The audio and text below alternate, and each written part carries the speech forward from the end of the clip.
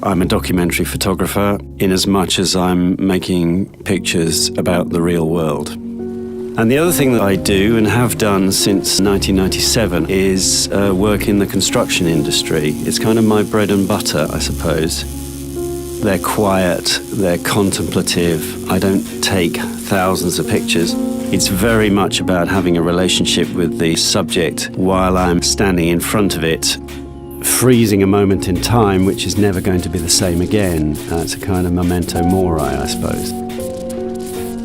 I was aware of the scale of ships when you stand close to them, because you rarely see a ship out of water of this kind of scale.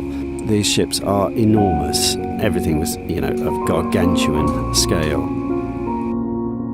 I was really pleased that I was being encouraged to photograph this.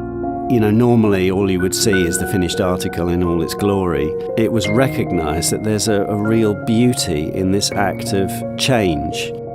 There's a sort of strange beauty to these images, a kind of splendour to these which harks back to perhaps the way that travel used to be.